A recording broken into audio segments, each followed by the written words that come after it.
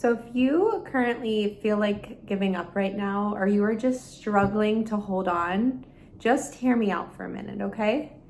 I said in my last few videos that we were gonna make 2025 the year of hope. And I said this because the last few years of my life, it has honestly felt like there's been this gray cloud above my head, and I'm just ready for that gray cloud to move. And lately, I'd say within the last about a year now, there's been this certain area of my life where the sun has kind of been shining through, and I would get my hopes up about it thinking, oh wow, like something great that I've really been wanting is gonna happen for me. And then the gray cloud would kind of take over, and then the sun would come back out again. And it was just this cycle of me getting my hopes up, then getting let down, getting my hopes up, getting let down. And it just kind of kept repeating itself. And I left off in my last video saying how lately I haven't seen the sun at all anymore in that area. The gray cloud kind of took over. But I was holding on to the hope that God was taking that gray cloud and he was shifting it. And that's why it was just a little extra cloudy right now. It was just a little extra cloudy because God was taking that gray cloud and he was moving it away from my head.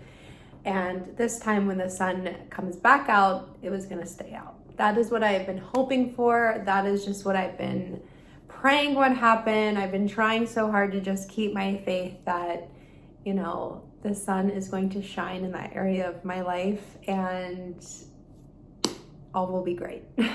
But an update on that. Since my last video, it's been a few weeks. I still have not seen the sunshine quite yet. The gray cloud is still going strong above my head, especially in that certain area of my life. And I have been trying so hard to have hope that the sun is gonna come out again, and this time when it comes out, it's just gonna stay out. And I've been trying and trying to just keep my faith and to have hope that God is moving this gray cloud and that I'm gonna see the sunshine soon. And don't get me wrong, it is really hard to keep your hope when things around you look hopeless. It is. It's a lot easier said than done.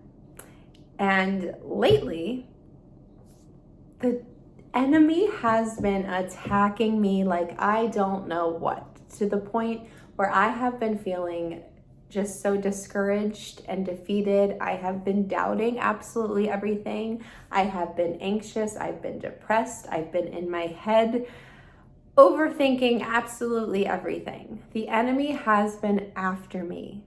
And so when you are sitting here trying so hard to keep your hope and be hopeful, and the enemy decides to attack you and get you to feel hopeless, it's hard. It's not easy. It's hard to hold on. It's hard not to let go and just say, I quit, I give up, I'm done, it's never gonna happen, whatever. It's really difficult. The enemy, he always hits you where it hurts. And so here's the thing. The other day, I went out to the cemetery to visit my brother. And I was just telling my brother what was going on. I was like, look, your sister down here needs some help. I was like, I don't know if I should keep having hope and holding on, or if I should just give up about this particular area of my life, the sun coming back out and shining on that area of my life. I was just telling my brother, I was like, look, I don't know what to do. I was like, do I give up or do I keep having hope? Because I was just explaining to my brother that, you know, I've just been feeling so confused. Like, I want to have hope and I want this to work out, and I feel like I should be having hope. And I did feel like this was something from God,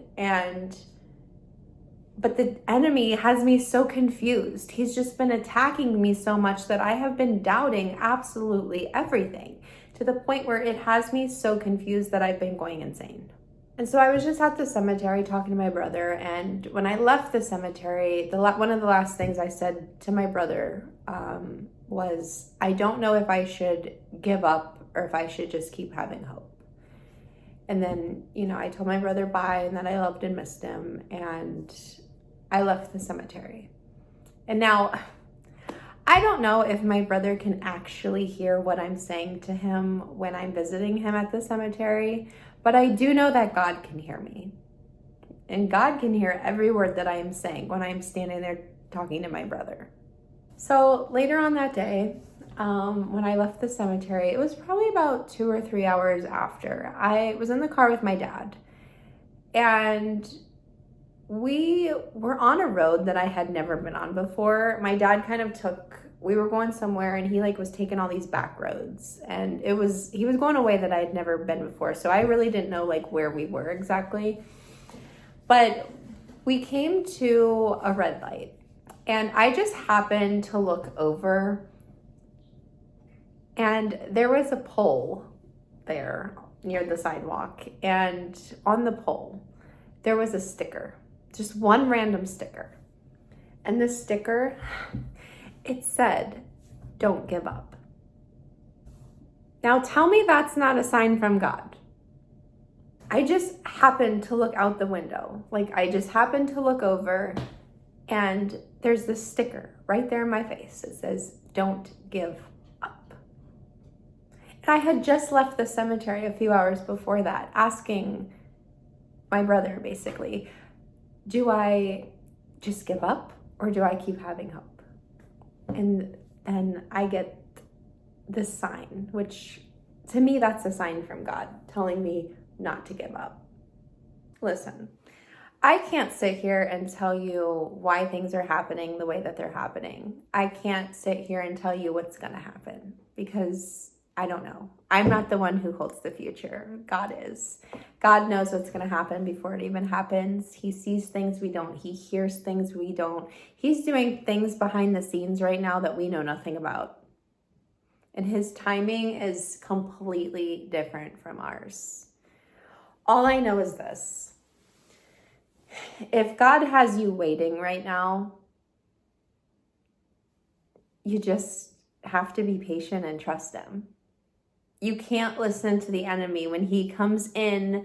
The enemy, he sets out to steal, kill, and destroy. And when he attacks you, which he will, and he always hits you where it hurts, you can't listen to him like I did. He will have you doubting absolutely everything. He will have you feeling so depressed and discouraged and hopeless and defeated.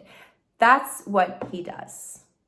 When you're waiting on God, you cannot listen to the lies of the enemy. You have got to just keep your hope, even if things look hopeless. You've got to keep your hope. You've got to keep believing. You've got to keep praying. And you've just got to stay strong in your faith. There is always something to learn when you are waiting on God. Always. You can't look around you and get distracted. You have to focus on what's above you. God's got you. He is going to release what is meant for you when the timing is 100% correct. He's never going to show up too early, and he's never going to show up too late. He's always going to show up right on time. He is going to allow the sun to shine for me again when the timing is absolutely perfect. And I am looking forward to the day when I can make that video and let you guys know that the sun is shining so brightly in that area of my life. So stay tuned, because that video is going to come when God is ready for that sun to shine for me again. So in the meantime, between now and when that video gets made, I am going to keep hoping, and I'm going to keep my faith, and I'm going to stay strong in it. And I'm not going to be listening to the enemy when he attacks. God's timing is designed to teach you to trust him. So keep trusting him. Just remember to keep your faith, keep praying, and keep believing.